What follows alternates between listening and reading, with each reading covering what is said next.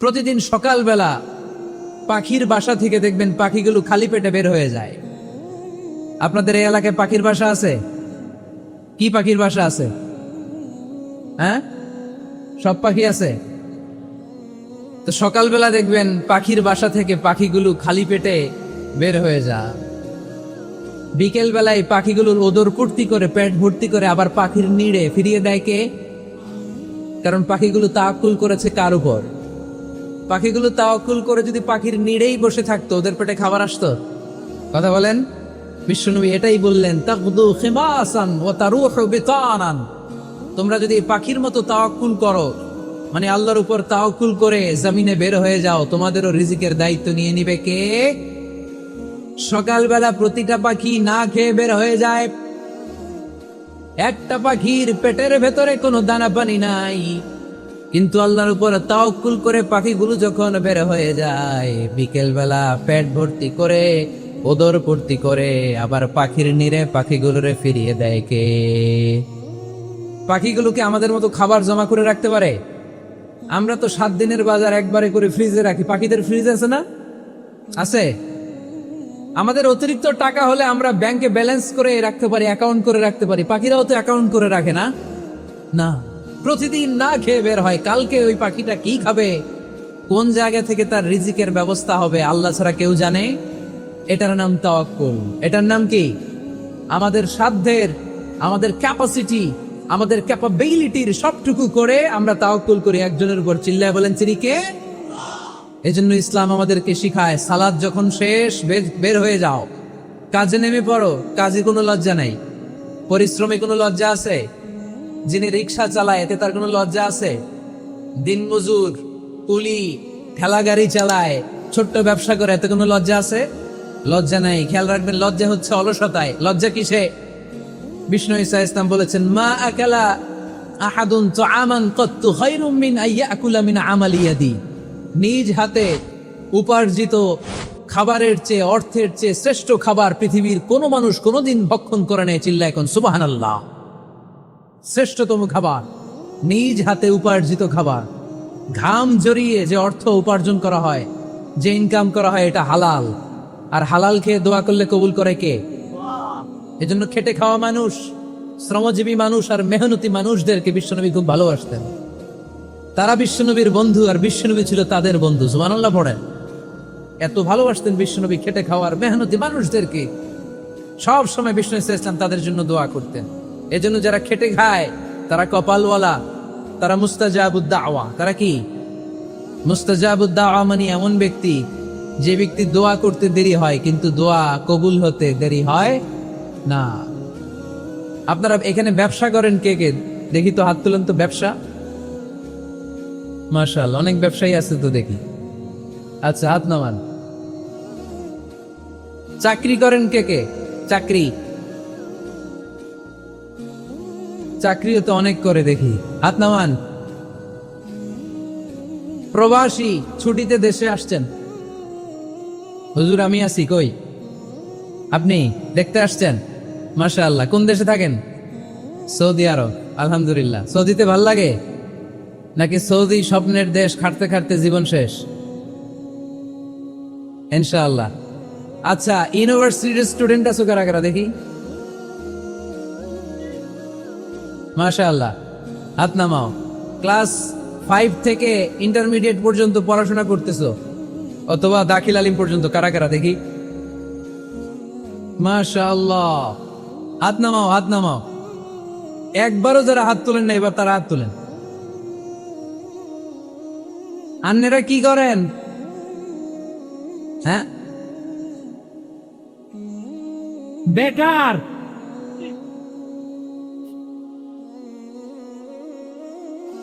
বাংলাদেশে চাকরির বাজার খুব মন্দা, ঠিক কিনা?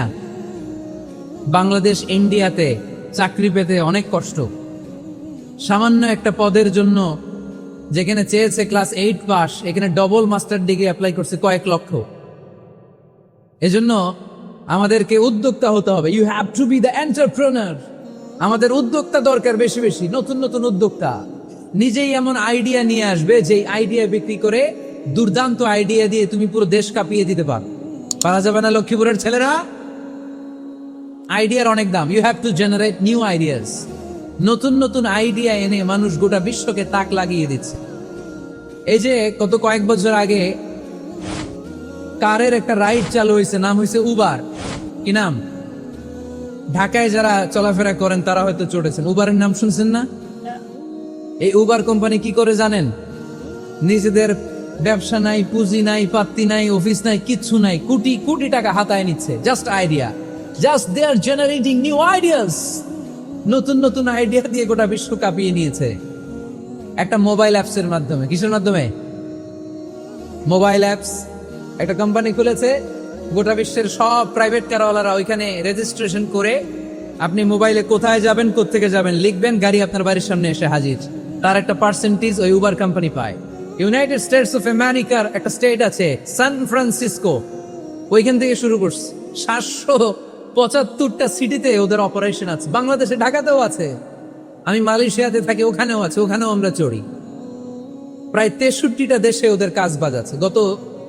গত বছরে 2018 সালে ওদের প্রফিট ছিল, রেভিনিউ ছিল 11.27 billion US dollar, 11.27 US billion dollar. Just they are selling their ideas.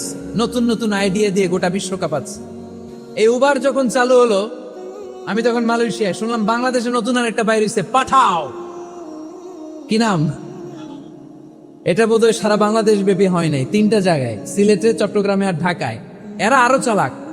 বাংলাদেশের ছেলেপেলেদের মাথায় চিকন চিকন অনেক বুদ্ধি। এরা ভাবলো এই উবার দিয়ে আর আমরা কত আগাবো, আমাদের গাড়ি আরো ছোট করতে হবে। এরা মোটরসাইকেল রাইড দেওয়া শুরু করছে। জ্যামের শহর ঢাকা, চিপা চাপা দিয়া এরা আপনারা নিয়ে জায়গা মতো পৌঁছায় দিবে। তো এই যে উবারের পরে আমাদের ছেলেরা বানাইলো পাঠাও। এরপরে কত কিছু বানাচ্ছে ছেলেপেলেরা, আমি তো এগুলো দেখে অবাক। রকমারি.com নাম শুনছো? বিক্রয়.com নাম শুনছো? ঘরে বসে বসে কোটি কোটি টাকা হাতিয়ে নিচ্ছে তারা। Just they are selling their ideas. যেহেতু আমাদের চাকরি কম, ওই চাকরির বাজারে আমরা লাইন দিতে চাই না।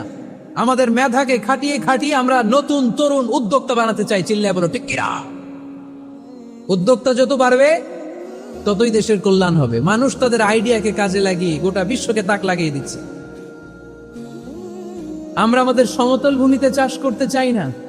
মালয়েশিয়াতে একটা এলাকা আছে ক্যামেরুন হাইল্যান্ড, ওরা পাহাড়ের মধ্যে চাষাবাদ করে গোটা মালয়েশিয়ার খাদ্যদ্রব্যের অভাবকে মুক্ত করে দিয়েছে। পাহাড়ের মধ্যে ওখানে ফুলের বাগান। ক্যামেরুন হাইল্যান্ড প্রায় 6000 ফিট উঁচু, প্রচন্ড ঠান্ডা।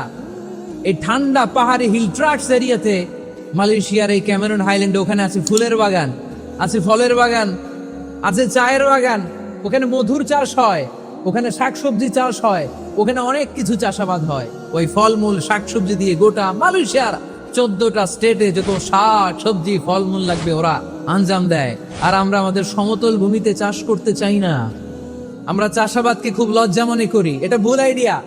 আমাদের যে এলাকা যে জিনিসের জন্য বিখ্যাত ওইটাকে আমাদের ব্র্যান্ডিং করতে হবে। লক্ষ্মীপুর কিসের জন্য বিখ্যাত? নারিকেল সুপারি। নারিকেল সুপারি যে পৃথিবীর কত মানুষ, ইন্দোনেশিয়ান লোকেরা মুড়ির মতো খায় নারিকেল আর সুপারি। তো এইটারে আমাদের ব্র্যান্ডিং করতে হবে। যেই দেশে যেটা আছে, যে এলাকা যেই পণ্যের জন্য বিখ্যাত, ওইটা আমাদের ব্র্যান্ডিং করতে হবে। আমাদের আদমজির জুট মিল বন্ধ না? ভাওয়ানি জুট মিল বন্ধ। আমাদের পাট শিল্পকে ধ্বংস করে দিয়ে ইন্ডিয়া এখন ওই কটনের পাঞ্জাবি বানায়, জুট কটনের পাঞ্জাবি। আছে না নাই? পুরা বাংলাদেশের মার্কেট এই জুট কটনের পাঞ্জাবি দিয়ে সয়লাভ। আমাদের বাংলাদেশের পাট দিয়ে যদি আমরা মিহি পাঞ্জাবি বানাতে পারতাম, গোটা বিশ্ববাজারকে আমরা দখল করে নিতে পারতাম, ঠিক কিনা? এজন্য আমাদেরকে নতুন নতুন আইডিয়া জেনারেট করতে হবে।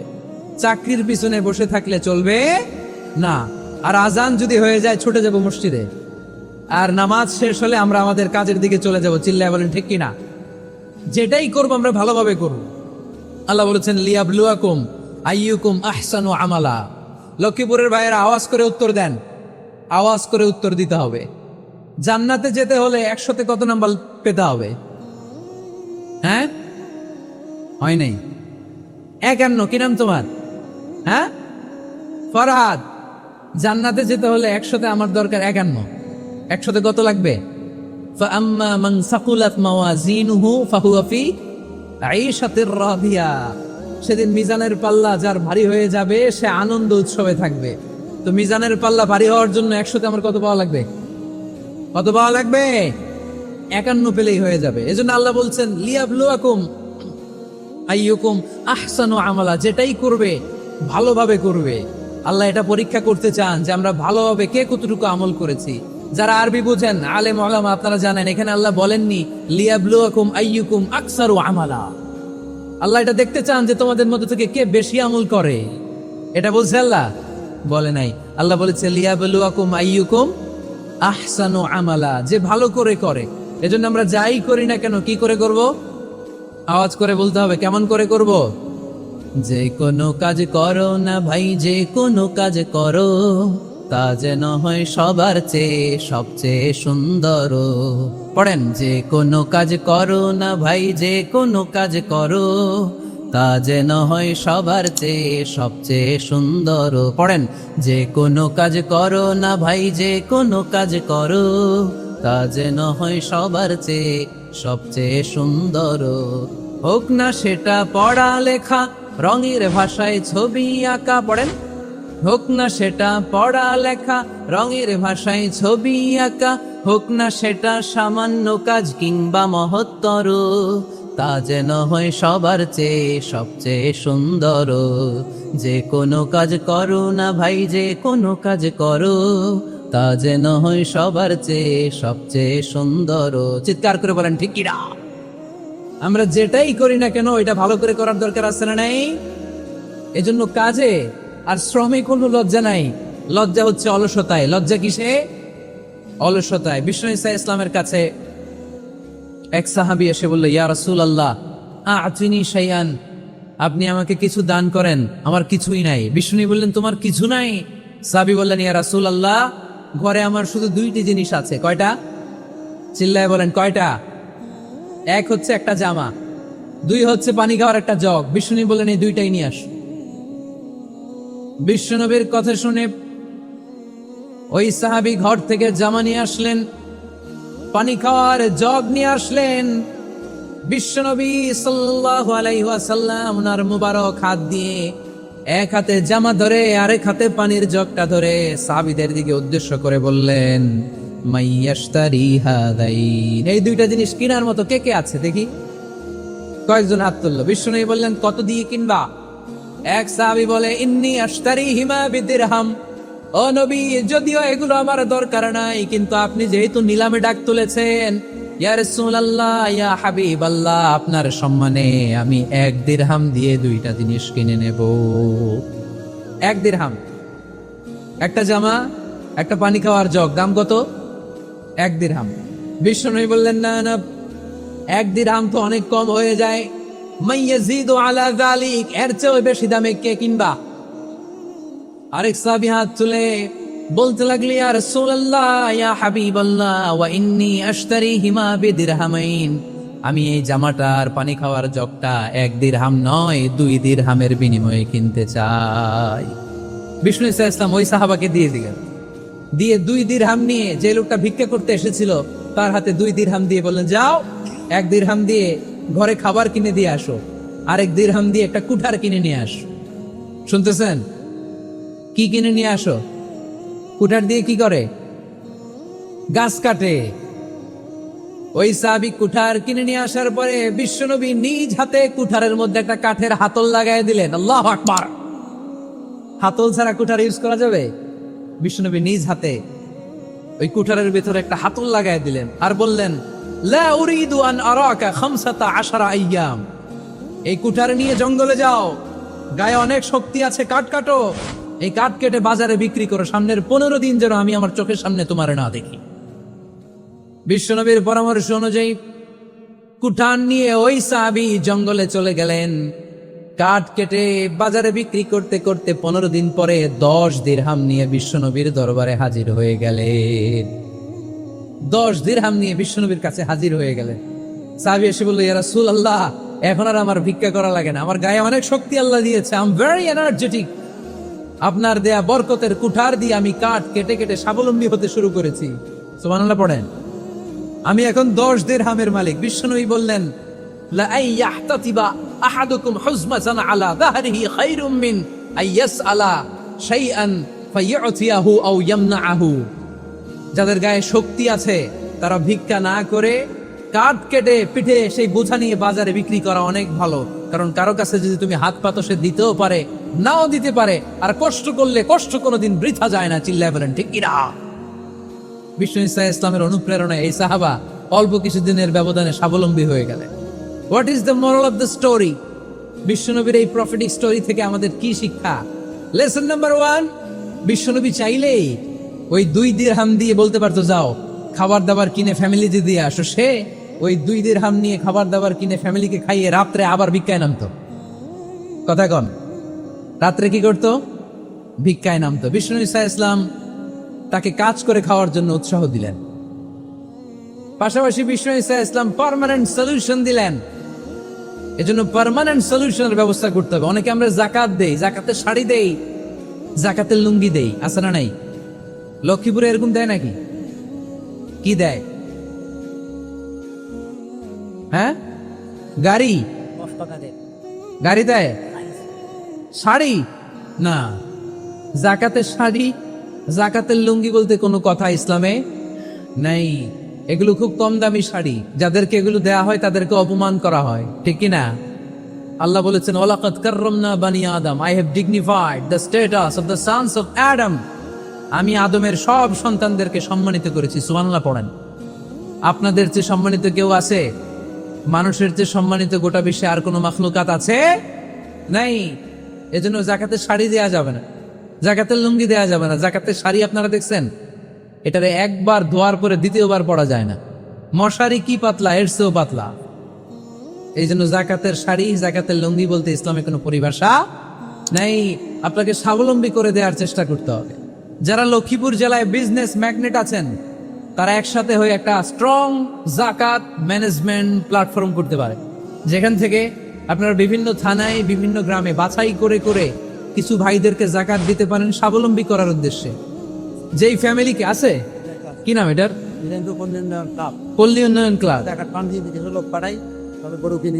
মাশাআল্লাহ, যাকাত ফান্ড দিয়ে বিদেশে লোক পাঠায়। এর চেয়ে সুন্দর পদ্ধতিতে যাকাত বিতরণ আর হতে পারে? যেই লোকটাকে, যেই ছেলেটাকে বিদেশে পাঠানো হয়েছে ওই ফ্যামিলিটা আর কোনোদিন যাকাতের শাড়ি নেওয়ার জন্য লাইনে দাঁড়াবে? যেই ছেলেটাকে ওনারা অস্ট্রেলিয়ান গাভী কিনে দিছে, দুধ বিক্রি করে যেই ফ্যামিলিটা স্বাবলম্বী হতে শুরু করেছে, তারা আর কোনোদিন যাকাতের লাইনে যেয়ে দাঁড়াবে না। এজন্য যাকাত দিতে হবে স্বাবলম্বী করার জন্য। ইসলাম আমাদেরকে এটাই শিখিয়েছে, কাজ করে খেতে হবে। কাজে লজ্জা নেই, লজ্জা হচ্ছে অলসতায়। লজ্জা কিসে? আজকের আলোচনা থেকে এটা মুখস্থ করে নিতে হবে। কাজে লজ্জা নেই। লক্ষ্মীপুরের ইয়াংস্টারেরা শ্রমে লজ্জা নেই, পরিশ্রমে লজ্জা নেই, লজ্জা অলসতায়। লজ্জা কিসে? আরো জোরে। নবীরা কি এমনি এমনি বসে বসে খাইছে? কঠিন পরিস্থিতিতেও নবীরা পরিশ্রম করে উপার্জন করা লেগেছে, ঠিক কিনা? সাইয়েদানা মারিয়াম আলাইহিস সালাম, যার নামে আল্লাহ তাআলা কোরআনে একটা সূরা দিলেন, উনি পৃথিবীতে এমন একজন মহিয়সী নারী, যেই নারীর গর্ভে, যেই নারীর পেটের ভেতরে স্বামীর স্পর্শ ছাড়া সন্তান দিয়েছে কে? সাইয়েদনা ঈসা আলাইহিস সালাম পেটে আসলেন। মারিয়াম আলাইহিস সালাম লজ্জা পেলেন। হায় হায়, কেমন করে এলাকাবাসীদের কাছে আমি আমার মুখ দেখাবো? বিয়ে করি নাই, স্বামী নাই, বিয়ে হয় নাই, স্বামী নাই, কিন্তু পেটে সন্তান চলে এসেছে। হায় হায়, এলাকায় কেমনে মুখ দেখাবো? লজ্জায় পড়ে মারিয়াম আলাইহিস সালাম এলাকা থেকে চলে গেলেন। কি অবাক করা কাণ্ড! বাচ্চা ভূমিষ্ঠ হওয়ার জন্য, বড় হওয়ার জন্য 6 মাস 7 মাস লাগে নাই, পেটে বাচ্চা আসার সাথে সাথে বাচ্চাটারে বড় করে দিয়েছে কে? সাইয়েদাতুনা মারিয়াম আলাইহিস সালাম এবার বসে বললেন, বুঝতে আরম্ভ করলেন প্রেগন্যান্সির পেইন উঠেছে। হঠাৎ করে পেট থেকে বাচ্চা ভূমিষ্ঠ হয়ে যাওয়ার পরে উনি কাঁপতে আরম্ভ করলেন। ক্ষুধার চোটে খাবার কিছু নাই, সামনে ঝর্ণা, উপরে একটা খেজুর গাছ। সাইয়েদনা ঈসা আলাইহিস সালামকে কোলে নিয়ে মারিয়াম আলাইহিস সালাম মনে মনে ভাবে, হায় রে, কেউ যদি একটু খেজুর পেড়ে দিত, এই ক্ষুধার মুহূর্তে আমি খেজুর খেয়ে পেটের ক্ষুধা নিবারণ করতাম। রব্বুল আলামিন মারিয়ামকে উদ্দেশ্য করে আয়াত নাজিল করে দিলেন, ওয়া হুজ্জি ইলাইকি বিজিযইন নাখলাতি تساقط عليك رطبا جنيا কোরআন সাক্ষী হুজ্জি ইলাইকি বিজিযআইন নাখলা এর মানে হচ্ছে মারিয়াম কেউ পেড়ে দিবে না, একটু কষ্ট করে হাতটা উঁচু করে খেজুরের ডালা ধরে ঝাঁকুনি মারো, টষ্ট সে কাঁচা পাকা খেজুর নিচের দিকে পড়বে, তারপর তুমি তুলে খাবে। সুবহানাল্লাহ পড়ে। আল্লাহ চাইলে অটোমেটিক্যালি কারামাত হিসেবে খেজুরগুলো নিচে ফেলতে পারতেন না? কথা কন, খেজুরগুলো অটোমেটিক্যালি নিচের দিকে পড়ছে? পড়ে নাই। আল্লাহ শিক্ষা দিয়েছে যেই পরিস্থিতিতে থাকো না কেন তোমাকে শ্রম ব্যয় করে কষ্ট করে তোমার উপার্জন করতে হবে, রিজিকের বন্দোবস্ত করতে হবে। চিল্লায় বলেন ঠিক কিনা? ইসলাম আমাদেরকে এটাই শিখিয়েছে, কাজে লজ্জা নাই। আবার বিশ্বনবী বললেন ইন খামাতিস সাআ ওয়া ফি ইয়াদি আহাদিকুম ফাসিলাতুন, তোমাদের কারো হাতে যদি একটা চারা বীজ থাকে, সে যদি দেখে কিয়ামত হতে শুরু করেছে, ফাইন ইসতাতাআ আন ইয়াগরিসাহা ক্বাবলা আন তাকুমাস সাআ ফালইয়াগরিসহা, কারো হাতে একটা চারা বীজ নিয়ত করেছে চারা বীজটা রোপণ করবে, ইন দ্য মিন টাইম দেখলো কিয়ামত হতে শুরু করেছে, বিশ্বনবী বললেন যদি তোমার সুযোগ থাকে কিয়ামত হওয়ার আগে চারা বীজটা রোপণ করে দাও। কথা বুঝতে পেরেছেন? আপনার হাতে একটা চারা বীজ, আপনি প্ল্যান করেছেন এই চারা বীজটা রোপণ করবেন, ইন দ্য মিন টাইম দেখলেন কি হওয়া শুরু হয়েছে, ইযা জুলজিলাতিল আরদু জিলজালাহা, দ্য বিগেস্ট আর্থকোয়েক, ভূমিকম্প শুরু হয়েছে, কিয়ামত হয়ে যাবে। বিশ্বনবী বললেন কিয়ামত হইতেছে ওদিকে, আর তোমার হাতে যদি চারা বীজ থাকে দেরি করো না, কিয়ামত তোমার কাছ পর্যন্ত আসার আগে সুযোগ পেলে চারা বীজটা রোপণ করে দাও। ইসলাম শিখিয়েছে শেষ নিঃশ্বাস পর্যন্ত তোমাকে লড়ে যেতে হবে। এই পৃথিবীতে কেউ কাউকে জায়গা করে দেয় না, জায়গা করে নিতে হয়। এই পৃথিবীটা, the life is not a bed of roses, এটা ফুল বিছানো কোনো ফুল সজ্জা নয়, এটা কণ্টকা কীর্ণ। কেউ আপনার স্পেস করে দিবে না, কেউ আপনাকে সুযোগ করে দিবে না, কেউ আপনার জায়গা করে দিবে না, বরং আপনি জায়গা করে নিলে টাইনা নিচে নামান। কথা বলেন। এজন্য কখনো অলসতাকে স্থান দেয়া যাবে। রাসূল বাত্তালি দুক্কানুশ শয়তান, অলস মস্তিষ্ক শয়তানের আড্ডা। অলস যদি কেউ থাকেন এটারে টেনে বেঁধে কাজে নামাবেন, পারা যাবে? আলহামদুলিল্লাহ লক্ষ্মীপুরে এরকম অলস ছেলে পেলে নাই।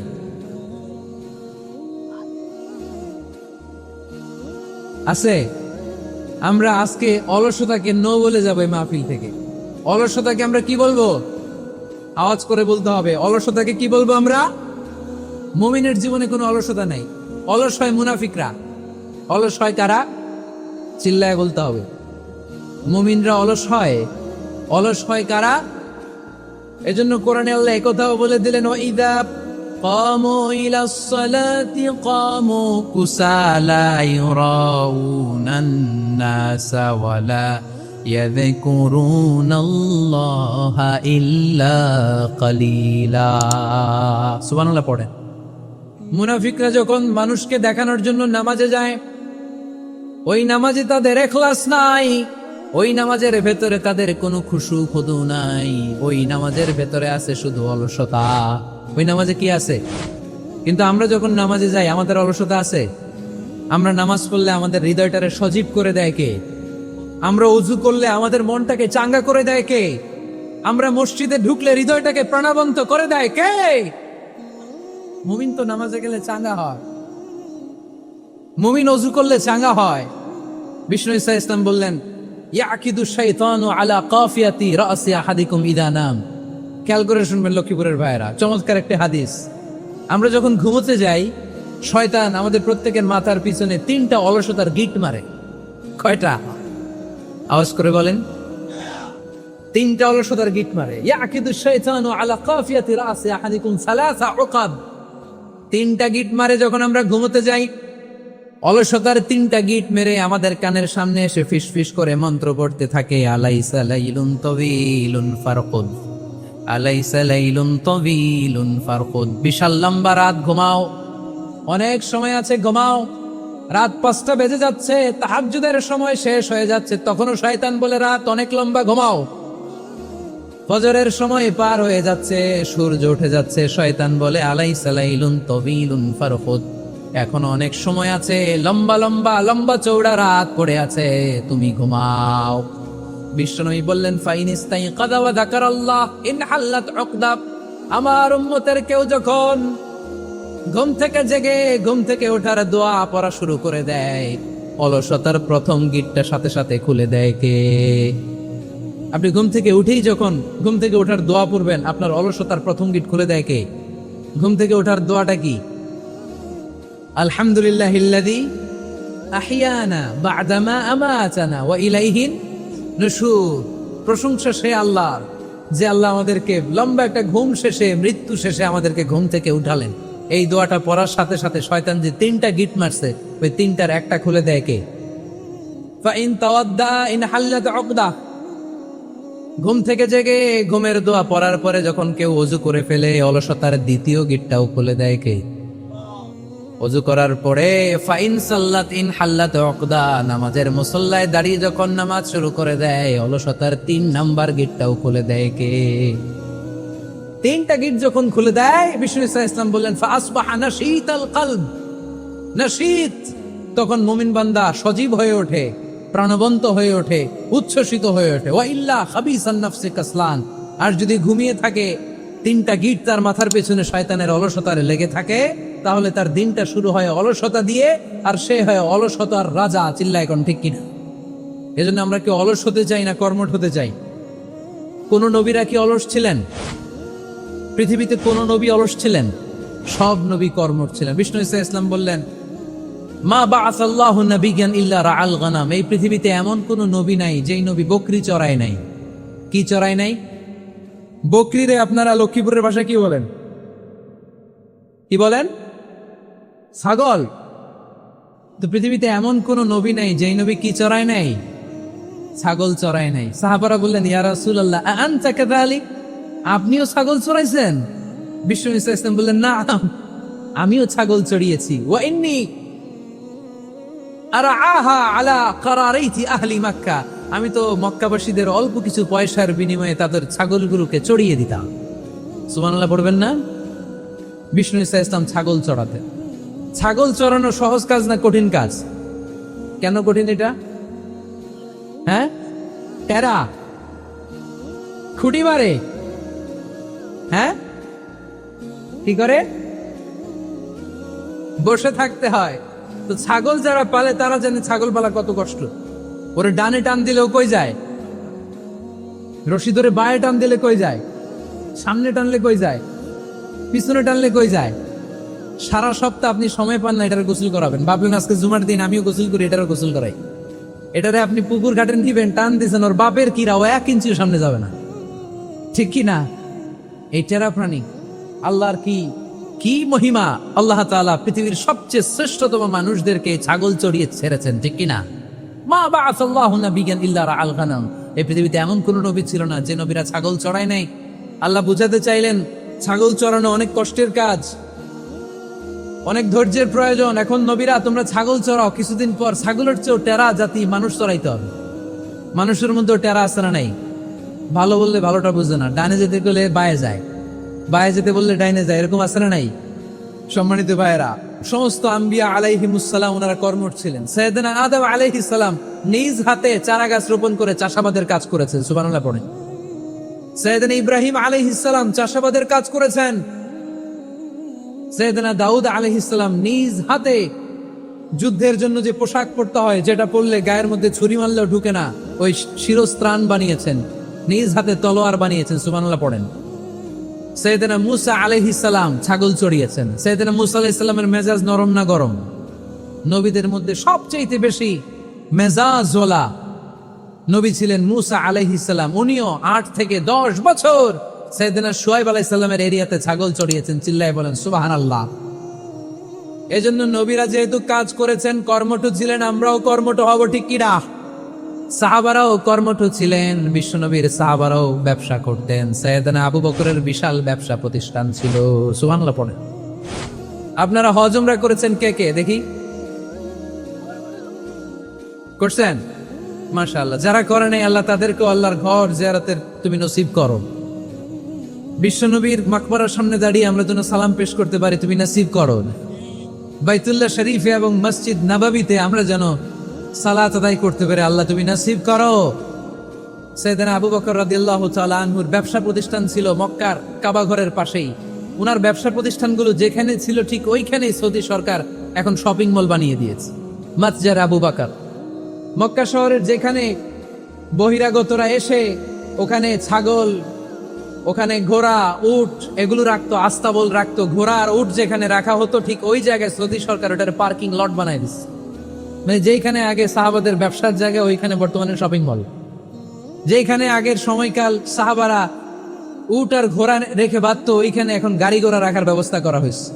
সাইয়েদনা আবু বকর অনেক বড় ব্যবসায়ী ছিলেন। ওনার নিজ টাকা দিয়ে হাবাসা থেকে আসা সাইয়েদনা বেলালকে তিনি 20,000 স্বর্ণ মুদ্রা দিয়ে উমাইয়া ইবনে খালাফের কবল থেকে তিনি মুক্ত করেছেন। সাইয়েদনা উসমান যুন্নুরাইন বড় ব্যবসায়ী ছিলেন। নিজের টাকা দিয়ে মদিনার মুসলমানেরা পানি খেতে পারে না, বিইরে রুমা নামে একটা কুয়া ছিল, এই কুয়ার মালিক ছিল ইহুদি। মুসলমানেরা পানি খেতে গেলে এসে বকা দিত, পানি খেতে দিত না। বিশ্বনবী বললেন, আমার সাহাবীদের মধ্যে এমন কি কেউ নাই নিজের অর্থায়নে বীরে রুমা কিনে মুসলমানদেরকে দিয়ে দিবে? সাইয়েদনা উসমান যুন্নুরাইন বলল, ইয়া রাসূলুল্লাহ, আপনার খেদমতে আমি হাজির। মুহূর্তের মধ্যে সাইয়েদনা উসমান যুন্নুরাইন নিজের অর্থায়নে বীরে রুমাটা কিনে মুসলমানদের জন্য সদকা করে দিয়েছে। তো ব্যবসা না করলে, কর্মঠ না হলে, উপার্জন না হলে সৎকা করা যাবে? চিল্লায় বলেন, করা যাবে?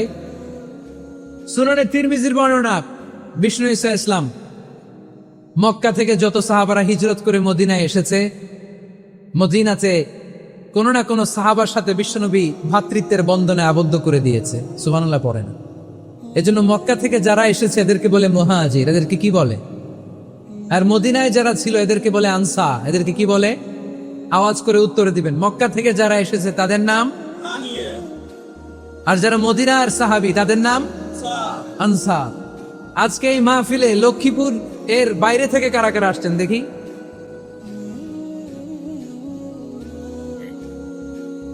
মাশাআল্লাহ, অনেক আসছে। আল্লাহ ভাইদেরকে তুমি কবুল করো, হাত নামান। এই যে লক্ষ্মীপুরের বাইরে থেকে যে ভাইরা আসছে তারা লক্ষ্মীপুরের মেহমান, ঠিক কিনা? মক্কা থেকে হিজরত করে যে সমস্ত সাহাবারা এসেছিল তারা ছিল মদিনার মেহমান। বিশ্বনবী এক এক মক্কার সাহাবীকে মদিনার এক এক সাহাবীর সাথে ভ্রাতৃত্বের বন্ধনে আবদ্ধ করে দিলেন। আব্দুর রহমান ইবনে আউফ রাদিয়াল্লাহু তাআলা আনহু, ওনার সাথে ভ্রাতৃত্বের বন্ধনে যে সাহাবীকে বিশ্বনবী আবদ্ধ করে দিলেন ওনার নাম হচ্ছে সাআদ ইবনে রাবিয়া। কি নাম? মদিনার অনেক বড় ব্যবসায়ী। বিশ্বনবী বললেন, ও আব্দুর রহমান ইবনে আউফ, সম্পদ ছেড়ে দিয়ে, পরিবার ছেড়ে দিয়ে, স্থাবর অস্থাবর সব ছেড়ে দিয়ে আল্লাহ রাসূলের ভালোবাসায় মক্কা থেকে মদিনায় এসেছো। মদিনায় তোমার চিন্তা নাই, সাদ ইবনুর রবিকে আমি তোমার ভাই বানিয়ে দিলাম। সাদ ইবনে রবি তোমার আপন ভাইয়ের মতো। সাদ ইবনে রবি বলল, আব্দুর রহমান, জীবনে তোমারে কোনোদিন দেখি নাই, তোমারে আমি চিনি না, তোমার নাম শুনি নাই, কিন্তু বিশ্বনবীতে তোমার দায়িত্ব আমাকে দিয়েছে। আমার চেয়ে বড় ধনী মদিনার মধ্যে দ্বিতীয় কেউ নাই। আজ থেকে তুমি আমার ভাই, আজ থেকে তুমি আমার কি। আল্লাহ আমাকে যত সম্পত্তি দান করেছে তার অর্ধেক সম্পত্তি আমি তোমার নামে দিয়ে দিলাম। ও আব্দুর রহমান ইবনে আউফ, শুধু তাই নয়, রব্বুল আলামিন আমাকে 2 জন স্ত্রী দিয়েছে। কয়জন? তুমি দেখো আমার কোন স্ত্রীকে তোমার বেশি ভালো লাগে, যার নাম তুমি বলবে সাথে সাথে আমি তারে তালাক দিয়ে দিব। তার ইদ্যত পালন শেষে তুমি তাকে বিয়ে করে তোমার সাথে নিয়ে যাবা। সুবহানাল্লাহ পড়ে। কারণ বিশ্বনবী তোমার দায়িত্ব আমার কাছে দিয়েছে, তুমি আমার ভাই। আমি মদিনার সবচেয়ে বড় ধনী, আমার অর্ধেক সম্পদ আমি তোমারে দিয়ে দিব। আমার 2 স্ত্রীর 1 স্ত্রীকে তোমারে দিয়ে দিব। সাইয়েদনা আব্দুর রহমান ইবনে আউফ এই কথা শুনে অবাক হয়ে উনিও এক অবাক কথা বললেন। উনি বললেন, লা হাজাতা লি ফি ইয়া আখি, ও আমার প্রাণের ভাই, তোমার কথা শুনে আমার হৃদয়টা ভরে গিয়েছে, কিন্তু তোমার সম্পদেরও দরকার আমার নাই, তোমার স্ত্রীরও দরকার আমার নাই। বারাকাল্লাহু ফি মালিক ওয়া লি আহলিক, আল্লাহ তোমার মালেও বরকত দেখ, তোমার সম্পদেও বরকত দেখ। তুমি শুধু একটু কষ্ট করবা। কি কষ্ট?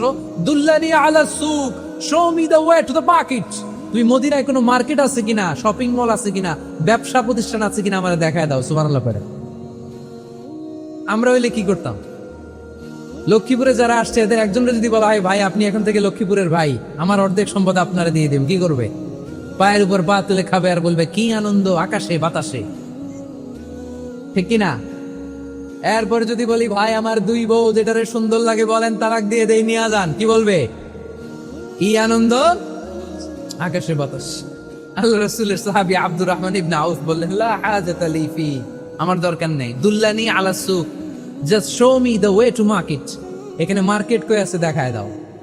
অবাক হয়ে গেলেন সাদ বিন রবি, বললেন, ও আব্দুর রহমান ইবনে আউফ, ঠিক আছে, তুমি যদি নিতে না চাও তোমারে আমি জোর জবরদস্তি করব না। শুনে রাখো, মদিনাতে ইহুদিদের কয়নুকার একটা বাজার আছে।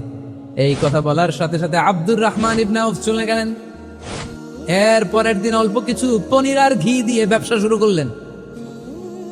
পনির আর ঘিয়ের ব্যবসা করতে করতে করতে করতে ব্যবসায় তিনি এত লাভ করলেন, বললেন, আমি যদি কখনো মদিনার বালুর মধ্যে হাত দিতাম, ওই বালুটারও সোনা বানায় দিত কে? দুল্লানি আলা সুক, লক্ষ্মীপুরের কর্মঠ যুবক ভাইরা, এ আব্দুর রহমান ইবনে আউফ আমাদের প্রেরণা। উনি অন্যের ঘাড়ে পাড়া দিয়ে খেতে চায় নাই, আরেকজনের উপর ডিপেন্ডেন্ট বা নির্ভরশীল হতে চায় নাই। তিনি স্বাবলম্বী হওয়ার শিক্ষা, লেসেন কিয়ামত পর্যন্ত গোটা বিশ্বের যুবকদের জন্য রেখে গিয়েছে। চিল্লায় বলো ঠিক কিনা? দুল্লানি আলা সুক, show me the way to market. Market কোথায় দেখাও। পনির আর ঘি নিয়ে ব্যবসা করতে করতে কয়েক মাসের ব্যবধানে ইতিহাস সাক্ষী সাইয়েদনা আব্দুর রহমান ইবনে আউফ মদিনার বিশাল বড় বিজনেস ম্যাগনেটে পরিণত হয়ে গেলেন। চিল্লায় পড়েন আল্লাহু আকবার। এজন্য ব্যবসার ভিতরে বরকত ঢুকিয়ে দিয়েছে কে? বিষ্ণু বললেন, আত-তাজিরা সাদুকাল আমিন মা'আন নাবিয়্যিন ওয়াস সিদ্দীকিন ওয়াশ শুহাদাই ওয়াস সালিহিন। আমানতদার ব্যবসায়ী তারা সাধারণ কোনো মানুষ নয়, কিয়ামতের দিন নবীদের সাথে হাসর হয়ে যাবে। আপনারা যারা ব্যবসা করেন, এটা সাধারণ বিষয় নয়। বিষ্ণু সাল্লাল্লাহু আলাইহি ওয়াসাল্লাম নিজেও ব্যবসায়ী ছিলেন। ওনার জীবনের প্রথমে তিনি খাদিজা রাদিয়াল্লাহু তাআলা আনহার ব্যবসার স্টাফ হয়ে কাজ শুরু করেছেন, এরপর নিজে ব্যবসা শুরু করেছেন। এরপরে খাদিজাতুল কুবরা রাদিয়াল্লাহু তাআলা আনহা সব সম্পত্তি বিয়ের পরে বিশ্বনবীর পায়ের সামনে ঢেলে দিয়েছেন। বললেন, ইয়া রাসূলুল্লাহ, এই সম্পদ আমি আপনাকে দিয়ে দিলাম, আপনি ইচ্ছামতো দিনের প্রয়োজনে খরচ করেন। সুবহানাল্লাহ পড়েন। এজন্য বিষ্ণু ইসলাম আমাদের জন্য উপমা, আব্দুর রহমান ইবনে আউফ আমাদের জন্য উপমা। যারা ব্যবসা করেন তারা বিষ্ণু ইসলামের সুন্নাহ পালন করছেন। আত-তাজির আস-সাদুক আল আমিন, বিষ্ণুই বললেন সত্যবাদী আমানতদার ব্যবসায়ী, যে ব্যবসা করতে যে মিথ্যা কথা বলে না। অনেক ব্যবসায়ীরা আছে পণ্য চালানোর জন্য মিথ্যা কথা বলে আর কসম কাটে, আসরা নেই। আহা, এমনটা করা যাবে? সকালবেলা স্ত্রীরে বলে, এই গরুগুলা বিক্রি করবো, তুই একটা দাম কত কমো? স্ত্রীরে শিখাই দিচ্ছে, এই গরুর দাম তুই 40,000। তো বউ বলে, ঠিক আছে, দাম পেলাম 40,000। তো এরপরে বাজারে যখন গরু বিক্রি করতে যায়, একজন যখন বলে যে ভাই এটা 30,000 টাকা দিয়ে কিনবো, ভাই আল্লাহর কসম সকালে একজন 40,000 দাম কইছে, আমি দেই নেই। আছে না নাই? কৌশল করে। বউরে শিখাইছে সকালে, কই তুই দাম কর 40,000। তো বাজারে যায়, সকালে একজন দাম করছে, দাম করে কইছে 40,000 দেই নেই, আপনার 30,000 কেমনে দেই? এরকম ডাকাইতে আছে না নাই? আলহামদুলিল্লাহ লক্ষ্মীপুরে এরকম লোকজন নাই। আরে নাই, আমি কই নাই, এরা কই আছে। লক্ষ্মীপুরের মানুষ খুব ধার্মিক, আমি জানি। লক্ষ্মীপুর, নোয়াখালী, ফেনী, এই বেল্টের লোকজন খুব আল্লাহওয়ালা। এদের মধ্যে আল্লাহওয়ালার সংখ্যা বেশি, এখানে আলেম ওলামা বেশি, এখানে মসজিদ মাদ্রাসা বেশি। এই জন্য এই জেলাগুলোতে আল্লাহর রহমতও বেশি। আল্লাহ, তুমি এই জেলার ছেলেপেলাদেরকে, এই জেলার লোকদেরকে তুমি কবুল করো, মা বোনদেরকে তুমি কবুল করো। সম্মানিত ভাইয়েরা, এজন্য আজকের মাহফিল থেকে আমরা যেটা শিখলাম সেটা হচ্ছে, পরিশ্রমে কোনো লজ্জা আছে? আমরা কাজ করে খাবো, ঠিক কিনা? Never under estimate any job. যুবক ভাইয়েরা, লক্ষ্মীপুরের যুবক ছেলেরা, শুনতেছ? এরকম আওয়াজ করতে হবে, কান খাড়া করে শোনো। Never under estimate any job. কোনো চাকরিকে ছোট করে দেখা যাবে, whether it's small or big, you don't care. এটা কেয়ার করা যাবে না। ছোট্ট চাকরি পাইলেই ঢুকে যাবা, বড় অফার আসলে পরে ঢুকবা। এটা ছোট কাজ, এটা হোটেলের ওয়েটার, এটা ছোট্ট স্টাফ, এটা কেরানি না, কাজ কাজই। কাজের মধ্যে কোনো ছোট বড় নাই। খেটে খাওয়া মানুষকে বিশ্বনবী অনেক সম্মান করতেন। বিষ্ণু ইসলাম খেটে খাওয়া মানুষদেরকে এত ভালোবাসতেন, বিদায় হজের মতো এত গুরুত্বপূর্ণ ভাষণও এই মেহনতি মানুষদের কথা বাদ যায়নি। সুবহানাল্লাহ পড়বেন না? দিনটা ছিল জুমাবার। বিষ্ণু ঈসা ইসলাম আরাফাতের ময়দানে দাঁড়িয়ে ঐতিহাসিক একটা ভাষণ দিলেন। এই ভাষণের নাম হলো বিদায় হজের ভাষণ। এই বিদায় হজের ভাষণেও খেটে খাওয়া মানুষের কথা বিশ্বনবী বাদ দেয় না। বিষ্ণু বলেছেন, আরিক্কাকুম, খবরদার, অধীনস্থ কর্মচারীদের সাথে খারাপ আচরণ করো না।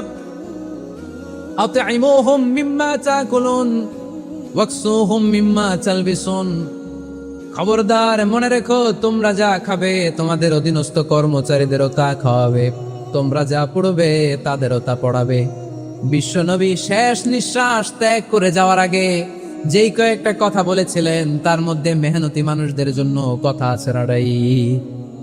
বিষ্ণু ঈসা ইসলাম যখন শেষ নিঃশ্বাস ত্যাগ করবেন, তিনি বলেছিলেন, আসসালাত আসসালাত, উম্মতেরা, নামাজ নামাজ, নামাজ ছেড়ে দিও না, নামাজ তরক করো না, নামাজ কাজা করো না। আর বলেছিলেন, ওমা মালাকাত আইমানুকুম, অধীনস্থ কর্মচারীদের সাথে খবরদার খারাপ আচরণ করো না। যারা কর্মচারীদের সাথে খারাপ আচরণ করে, যারা মানুষের কাছ থেকে শ্রম নিয়ে কাজ করিয়ে টাকা দেয় না, কিয়ামতের দিন তাদের বিরুদ্ধে মামলা দায়ের করবে কে? কে করবে? হাদিসে কুদসি সাক্ষী বিষ্ণু ঈসা ইসলাম বলেন, আল্লাহ তাআলা ফরমান, আনা খাসমুহুম সালাসাতুন আনা খাসমুহুম ইয়াউমাল কিয়ামা। তিন শ্রেণীর ব্যক্তির বিরুদ্ধে আল্লাহ বলেন, আমি নিজেই কিয়ামতের দিন মামলা দায়ের করব। I will be against them in the day of judgment. Three categories of people, I will be against them in the day of judgment. তিন শ্রেণীর লোক কিয়ামতের দিন তারা ছাড় পাবে না। আল্লাহ বলেন, আমি নিজেই তাদের বিরুদ্ধে মামলা দায়ের করব। এর মধ্যে এক শ্রেণীর লোক হচ্ছে রাজুলুন ইস্তাআজারা আজীরান ফাস্তাউফা মিনহু ওয়া লাম ইয়াতি আজরা। একজন শ্রমিক ভাড়া করে তার কাছ থেকে কাজ নিয়েছে, কিন্তু তার পারিশ্রমিক আদায় করে নেই। এরকম আছে না নাই? দাপট দেখায়, দাপট দেখায় ইউনিভার্সিটির ক্যান্টিনগুলোতে। ইউনিভার্সিটির ক্যান্টিনে যে খায় মাগার বিল দেয় না, এরকম ডাকাইত আছে না নাই? চায়ের দোকানে চা খেয়ে আগে পরে দিমু, বিল দেয় না, আছে না নাই? দোকানে যে পণ্য কিনে বিল দেয় না, পরে দিমু, আছে না নাই? কিয়ামতের দিন আল্লাহ তোর এই মাস্তানি ছুটাবে, চিল্লা এখন ঠিক কিনা? আনা খাসমুহুম, আমি নিজেই তাদের বিরুদ্ধে মামলা দায়ের করব। কথাটা কার? এজন্য বিষ্ণু বললেন, খবরদার, মেহনতি মানুষ, খেটে খাওয়া মানুষ, এদের দোয়া কবুল হয়ে যায়। আতুল আজিরা আজরাহু ক্বাবলা আন ইয়াজিফা আরাকুহু, খবরদার, বিশ্বনবী বললেন, শ্রমিকের ঘাম শুকিয়ে যাওয়ার আগে তাদের পারিশ্রমিক মিটিয়ে দাও। বিশ্বনবীর বিখ্যাত হাদিস, আতুল আজিরা আজরাহু ক্বাবলা আন ইয়াজিফা আরাকুহু, শ্রমিকের ঘাম মাটিতে লাগার আগে, শুকিয়ে যাওয়ার আগে তাদের পারিশ্রমিক মিটিয়ে দাও। কেননা তারা যদি বদদোয়া করে তোমার জীবনরে জাহান্নাম বানিয়ে দিবে কে? বিষ্ণু ঈসা ইসলাম সব সময় খেটে খাওয়া মানুষদেরকে আগলে রাখতেন। সব সময় শুধু যে ভাষণে মেহনতি মানুষদের সাথে ভালো আচরণ করতে বলতেন, শ্রমিকদের সাথে ভালো আচরণ করতে বলতেন, এমন নয়। ওনার ব্যক্তিগত জীবন ঘাটলেও দেখা যায় উনি শ্রমিকদের সাথে কেমন আচরণ করেছেন। বিষ্ণু ঈসা ইসলামের একজন খাদেম ছিল, আপনারা তার নাম জানেন? কি নাম? সবাই বলেন, আনাস।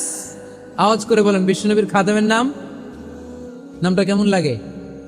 ভালো লাগে? ছেলে হইলে রাখবেন তো? রাখবেন? অনেকে আমার জিজ্ঞেস করে যে আমার একটা ছেলের নাম বলে দেন। এই এলাকার যদি কারো সম্ভাব্য আগন্তুক 2 মাস পরেই ছেলে পৃথিবীতে আসবে, এর নাম রাখবেন আনাস। নাম কি রাখবেন? খাদিমু রাসূলিল্লাহ, আল্লাহ রাসূল সাল্লাল্লাহু আলাইহি ওয়াসাল্লামের খাদেম। এই খাদেমের কাছ থেকে একটু শুনেন ওনার মালিক কেমন ছিল। শুনবেন নাকি কষ্ট হচ্ছে? সম্মানিত ভাইরা, খেয়াল রাখবেন, কোন পীর সাহেবের ব্যাপারে যদি আপনি রিপোর্ট চান, পীর সাহেবের বউয়ের কাছ থেকে শুনবেন। কথা কয় না, বোঝে নাই বোধ হয়। একজন পীর সাহেব হুজুর উনি কেমন, রিপোর্ট নেবেন কার কাছ থেকে? কার কাছ থেকে? বউয়ের কাছ থেকে। একজন বড় সাহেব, বড় নেতা, তার ব্যাপারে যদি রিপোর্ট পেতে চান, আমি কয়েকটা জায়গা বলে দিই, এই জায়গাগুলো থেকে রিপোর্ট নেবেন। 1 নাম্বার তার ড্রাইভার, 1 নাম্বার। 2 নাম্বার তার বাড়ির দারোয়ান, 2 নাম্বার। 3 নাম্বার তার খাদেম, 3 নাম্বার। 4 নাম্বার তার ঘরের কাজের মেয়ে, 4 নাম্বার। এদের কাছ থেকে আসল রিপোর্ট পাওয়া যায়, ঠিক কিনা? এবার বিশ্বনবীর ব্যাপারে বিশ্বনবীর খাদেম কি বলে শুনবেন? বুঝে নাই বোধহয়। বিশ্বনবীর ব্যাপারে বিশ্বনবীর খাদেম কি কমেন্টস করছে শুনতে চান? খাদেমের নাম আরো জোরে বলতে হবে, আনাস রাদিয়াল্লাহু তাআলা। আনাস রাদিয়াল্লাহু তাআলা আনহু বলেন, বিশ্বনবী যখন মক্কা থেকে মদিনায় হিজরত করে আসলেন, মদিনার অলিতে গলিতে আনন্দের বন্যা বয়ে গেল। তলা আল বাদরু আলাইনা বলে সবাই বিশ্বনবীকে বরণ করে নিল। সবাই বিশ্বনবীর সাথে দেখা করতে আসলো। সবাই যখন আনসারী নারী পুরুষরা দেখা করতে যায়, আমার আম্মাও বলল, আনাস, মক্কা থেকে বিশ্বনবী এসেছে, চলো তোমারে নিয়ে দেখা করতে যাই। আনাসের মা আনাস রাদিয়াল্লাহু তাআলা আনহু তখন খুব ছোট্ট। তিনি যে দেখে মানুষের ভিড়ে আনাসকে নিয়ে সামনে যাওয়া যায়, আর তিনি দেখলেন মদিনার অলিতে গলিতে মানুষের ভিড়, আনসারী, আবাল বৃদ্ধ বনিতা, নারী পুরুষ সবাই বিশ্বনবীর সাথে দেখা করছে। আর যারাই দেখা করছে হাতে কোনো না কোনো হাদিয়া নিয়ে বিশ্বনবীর সাথে দেখা করতেছে। সুবহানাল্লাহ কইবেন না? আনসারী যত সাহাবারা বিশ্বনবীর সাথে দেখা করতে এসেছে, কি নিয়ে আসছে? কথা কয় না। তাহা দাও, তাহাব্বু, হাদিয়া দাও, একে অপরকে হাদিয়া দাও। তোমাদের মধ্যে ভালোবাসার বন্ধনকে বাড়িয়ে দিবে কে? আনাসের মা বললেন, আমি মানুষ ধাক্কাতে ধাক্কাতে বিশ্বনবীর সামনে পর্যন্ত গেলাম, যে দেখি সবাই বিশ্বনবীর হাদিয়া দেয়। আমি বিশ্বনবীর সামনে যে কাঁদো কাঁদো সরে বললাম, ইয়া রাসূলুল্লাহ, ইয়া হাবিবাল্লাহ, লাম ইউবকি রাজুলুন ওয়ালা ইমরাতুন মিনাল আনসার ইল্লা ক্বাদ আতহাফাকা বিতুহফা। ও নবী, আমি দেখতে পেয়েছি আনসারী এমন কোন নারী নাই, এমন কোন পুরুষ নাই যে আপনাকে আপনার হাতে কোনো না কোনো হাদিয়া দেয় নাই। ওয়া ইন্নী লা আকদিরু আলা যালিকা মা উকহিফুকা বি। কিন্তু ইয়া রাসূলুল্লাহ, ইয়া হাবিবাল্লাহ, আমার কাছে তো কোনো টাকা নাই, আমার কাছে কোনো পয়সা নাই, আমার ঘরে এমন কোনো জিনিস নাই যে জিনিসটা আমি আপনারে হাদিয়া দেব, ইল্লা ইবনি হাদা, আমার এই নার ছেড়া ধন কলিজার টুকরা সন্তান আনাস ছাড়া। ও আখিরি জামানার পয়গম্বর, আমি আমার কলিজার টুকরা আনাসকে আপনারে হাদিয়া দিয়ে দিলাম। ইয়া রাসূলুল্লাহ, মদিনার আনসারী এমন কোন নারী পুরুষ কেউ তো বাকি নাই যে আপনাকে হাদিয়া দেয় নাই, সবাই তো হাদিয়া দিল, কিন্তু আমি তো হাদিয়া দেওয়ার মতো আমার কাছে কিছু নাই। আপনারা কি হাদিস থেকে নেয় এই গল্পটা বুঝতে পেরেছেন? কথাটা শুনতেছিলেন? আনাস রাদিয়াল্লাহু তাআলা আনহুর মা বললেন, ইয়া রাসূলুল্লাহ, আনসারী এমন কোন নারী নাই, এমন কোন পুরুষ নাই যে আপনারা হাদিয়া দেয় নাই, কিন্তু আমার তো হাদিয়া দেওয়ার মতো কিছু নাই আমার এই কলিজার টুকরা আনাস ছাড়া। কি আর আমি করব? আমার কলিজার টুকরা আনাসকে আমি আপনার দরবারে হাদিয়া দিয়ে দিলাম। ইয়া রাসূলুল্লাহ, আমার ছেলেটারই আপনারা হাদিয়া দিলাম। খুদ হাদা ইয়াখদুমু কামা বাদালাক, আপনার যেই কাজ লাগবে, যেই খেদমতের প্রয়োজন, আপনার এই খেদমত করবে। ও নবী, আমি জানি আনাস আপনার বেশি খেদমত করতে পারবে না।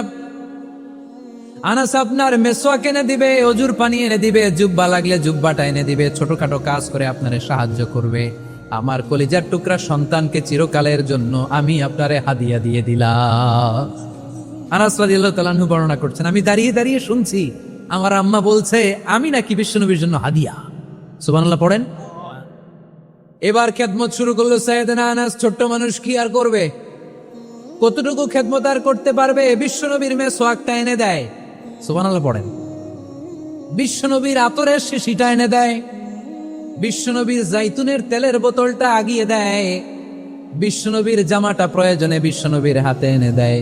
সাইয়েদনা আনাস বলেন, আমি 1 বছর নয়, 2 বছর নয়, 5 বছর নয়, 7 বছর নয়, 10 বছর বিশ্বনবীর খেদমত করেছি। ফামা দারাবানি, 10 বছরে একদিনও তিনি আমারে মারে নাই। সুবহানাল্লাহ।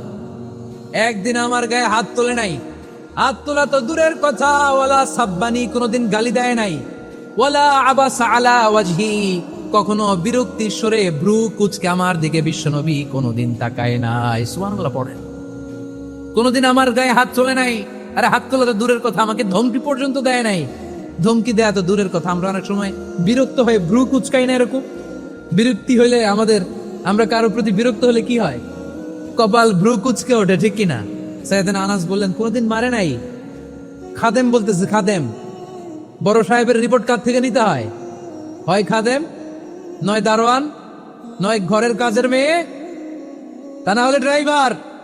বিশ্বনবীর খাদেম বিশ্বনবীর ব্যাপারে কি কমেন্ট করছে? মা সাব্বানি ওয়ালা জারাবানি ওয়ালা আবাসা ফি ওয়াজহি।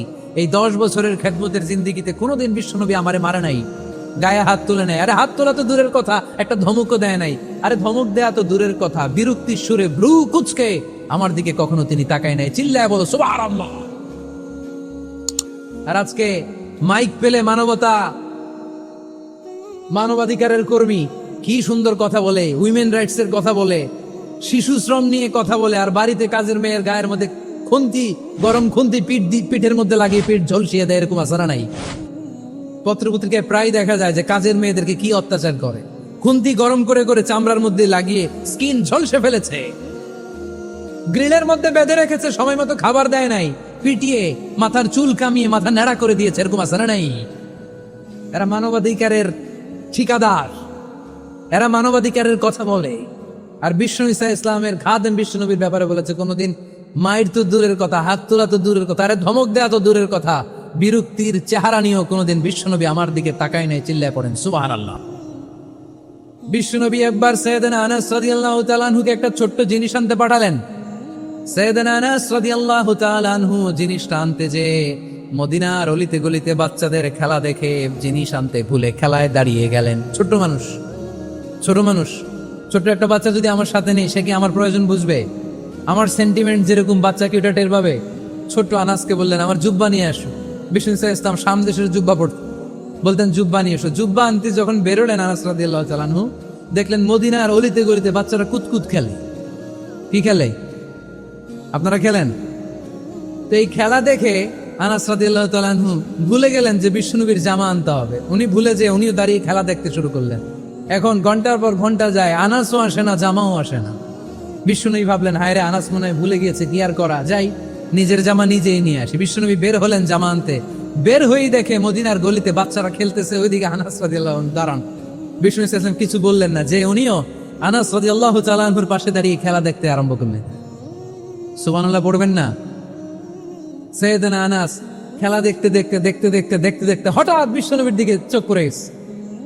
বিশ্বনবীর চোখের দিকে যখন সাইয়েদনা আনাস রাদিয়াল্লাহু তাআলা আনহুর চোখ পড়ে গেছে, সাইয়েদনা আনাস বলে, আমার কলিজাটা এখান থেকে এই দিকে চলে আসছে। ভয়ে। কিসে? ভয়ে। উনি বললেন, আমার গলা শুকিয়ে যেতে আরম্ভ করলো, কাঁপতে লাগলাম। হায় হায়, এখন আমার মনে পড়ছে বিশ্বনবীর জামা আনতে পাঠাইছিল, ভুলে গেছে খেলার আবেশে পড়ে। উনি বললেন, বিশ্বনবী আমারে ধমক দেন নাই, আমার গায়ে হাত তুলেন নাই, জামা আনতে পাঠাইছি, এখানে খেলা দেখতেছো এটাও বলেন নাই, বিরক্তিও প্রকাশ করেন নাই। বিশ্বনবী শুধু একটা হাসি দিয়েছেন, স্মাইল। কি দিয়েছেন? একটা মুচকি হাসি দিয়েছেন। কি হাসি? সাইয়েদনা আনাস বলে, ওই যে ওই দিনের বিশ্বনবীর মুচকি হাসির শাসন মরার আগের দিন পর্যন্ত আমি আনাসকে সোজা রাস্তায় রেখেছে, আর ডানে বায়ে নেয়নি। শাসন করতে জানলে লাঠি লাগে না, শাসন করতে জানলে ধমক লাগে না, শাসন করতে জানলে পিট্টি দেয়া লাগে না। মুচকি হাসি দিয়েও শাসন করা যায় কি? যায় না। সাইয়েদনা আনাস বললেন, কোনোদিন মারে নাই, কোনোদিন ধমক দেয় নাই, সব সময় আমাকে আদর করেছে। চিল্লায় পড়েন সুবহানাল্লাহ। এজন্য সব সময় বিষ্ণু ইসলাম শ্রমিকদেরকে ভালোবাসতেন। শ্রমিক কোনো লজ্জা নাই, লজ্জা হচ্ছে অলসতায়। আজ থেকে এই মাহফিল, এই এত বড় আয়োজন, এত বড় গ্যাদারিং তখনই সার্থক হবে যখন আমরা এই সিদ্ধান্তে আসতে পারবো যে আমরা অলস সময় কাটাবো না, আমরা আমাদের এই সময়গুলোকে প্রোডাক্টিভ ওয়েতে কাজে লাগাবো, কোনো না কোনো কাজের সাথে জড়িত হব।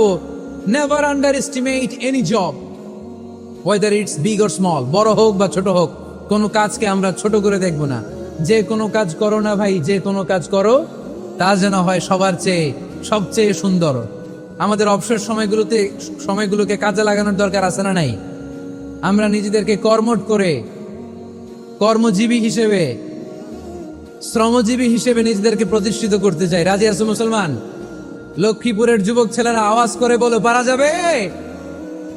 লজ্জা কিসে? লজ্জা কিসে? অনেকে টাঙ্কি মারে, এদিক সেদিক ঘুরে, আর বলে আমার আব্বা চেয়ারম্যান। আরে তোর আব্বা চেয়ারম্যান, তুই কি? আমার আব্বা MP, member of the parliament. আরে তোর বাবা এমপি, এটা তো তার গৌরব, তোর কি আছে সেটা বল। এজন্য নিজের পায়ে দাঁড়াবো। অলসতার সাথে আমাদের কোনো সম্পর্ক। আজকের এই মাহফিল থেকে আমরা অলসতা, অকর্মণ্যতাকে নো বলে দিলাম। অলসতাকে আমরা কি বললাম? আরো জোরে বলতে হবে, অলসতাকে কি বলবো? আর সব সময় কর্মঠ থাকবো, এনার্জেটিক থাকবো, নিজের পায়ে দাঁড়াবো, আইডিয়া জেনারেট করব, এন্টারপ্রেনার হওয়ার চেষ্টা করব, নতুন নতুন উদ্যোক্তা হওয়ার মাধ্যমে আমরা আমাদের নিজেদের ভাগ্য পরিবর্তনের চেষ্টা করব। কারণ আল্লাহ বলেছেন ইন্নাল্লাহা লা ইউগাইয়িরু মা বিকাউমিন হাত্তা ইউগাইয়িরু মা বিআনফুসিহিম। আল্লাহ তাআলা ততক্ষণ পর্যন্ত কোন জাতির ভাগ্যের চাকার পরিবর্তন করে না যতক্ষণ পর্যন্ত ওই জাতি নিজে নিজের ভাগ্যের চাকার পরিবর্তন করতে না চায়। চিল্লা এখন ঠিক কিনা? লাকাদ খালাকনাল ইনসানা ফি কাবাদ। আমি মানব জাতিকে কষ্ট সহিষ্ণু আর কর্ম সহিষ্ণু করে তৈরি করেছি। স্রষ্টা আমাদেরকে সৃষ্টি করে এক সংগ্রামে ঠেলে দিয়েছে। এখানে সংগ্রাম না করলে বেঁচে থাকা যায়?